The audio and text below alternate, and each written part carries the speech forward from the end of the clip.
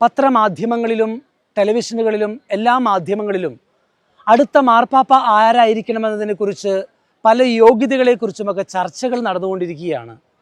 എന്നാൽ വാസ്തവത്തിൽ തിരുസഭയുടെ ചരിത്രത്തിൽ ആദ്യത്തെ കോൺക്ലേവ് എന്ന് നമ്മൾ ഔദ്യോഗികമായിട്ടല്ലെങ്കിലും എന്ന് വിശേഷിപ്പിക്കാവുന്ന ഒരു കോൺക്ലേവ് സ്വർഗത്തിൽ നടന്നിരുന്നു. അതെപ്പോഴാണ്? ആദ്യത്തെ മാർപ്പാപ്പയായ പത്രോസിനെ ഈശോ തിരഞ്ഞെടുക്കുമ്പോൾ സ്വർഗത്തിലായിരുന്നു ആ കോൺക്ലേവ് നടന്നിരുന്നത്.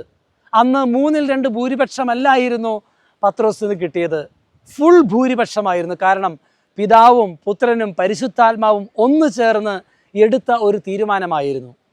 എന്നാൽ ആ തിരഞ്ഞെടുപ്പിൽ പത്രോസിനുണ്ടായിരിക്കേണ്ട യോഗ്യത എന്താണ് എന്നുള്ളത് അഡ്മിനിസ്ട്രേഷൻ്റെ കഴിവോ ഡിഗ്രികളോ ഒന്നുമല്ലായിരുന്നു ദൈവം നോക്കിയത്. മറിച്ച് എന്താണ്? യോഹന്നാൻ്റെ സുവിശേഷത്തിൽ 21-ാം അധ്യായത്തിൽ നമ്മൾ കാണുന്നുണ്ട് പത്രോസിനുണ്ടായിരിക്കേണ്ട യോഗ്യതകൾ എന്തായിരിക്കണമെന്ന്. ഈശോ നിശ്ചയിച്ചത് 2 യോഗ്യതകളാണ് നമ്മളവിടെ വായിക്കുന്നത്. യോഹന്നാൻ്റെ സുവിശേഷം 21-ാം അധ്യായത്തിൽ നമ്മൾ കാണുന്നുണ്ട് പത്രോസിനെ തിരുസഭയുടെ ആദ്യത്തെ മാർപ്പാപ്പയായി ഈശോ തിരഞ്ഞെടുക്കുമ്പോൾ ചോദിക്കുന്ന 2 ചോദ്യങ്ങളാണ്. നീ എന്നെ സ്നേഹിക്കുന്നുവോ? രണ്ടാമത്തെ ചോദ്യം, ഇവയേക്കാൾ അധികമായി നീ എന്നെ സ്നേഹിക്കുന്നുവോ? വാസ്തവത്തിൽ തിരുസഭയെ നയിക്കുവാൻ തിരഞ്ഞെടുക്കപ്പെടേണ്ട ഒരു മാർപ്പാപ്പയ്ക്ക് ഉണ്ടായിരിക്കേണ്ട ഗുണം ഇത് തന്നെയല്ലേ സ്വർഗം പ്രതീക്ഷിക്കുന്നത്?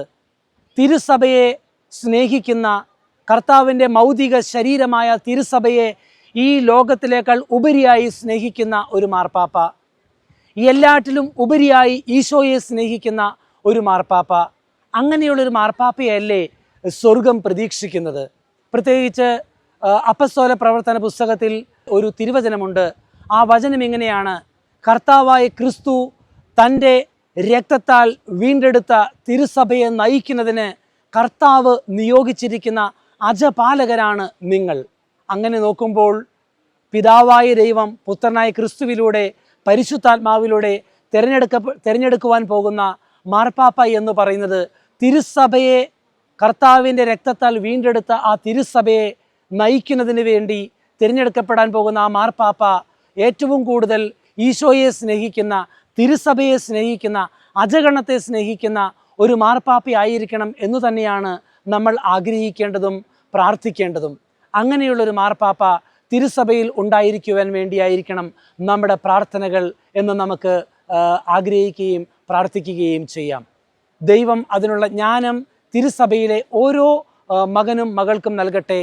നമ്മുടെ പ്രാർത്ഥന വഴി ദൈവം ആഗ്രഹിക്കുന്ന, സ്വർഗം ആഗ്രഹിക്കുന്ന, തിരുസഭയെ സ്നേഹിക്കുന്ന, തിരുസഭയുടെ നന്മയ്ക്ക് വേണ്ടി ആഗ്രഹിക്കുകയും പ്രവർത്തിക്കുകയും ചെയ്യുന്ന ഒരു മാർപ്പാപ്പയെ നമുക്ക് ലഭിക്കട്ടെ.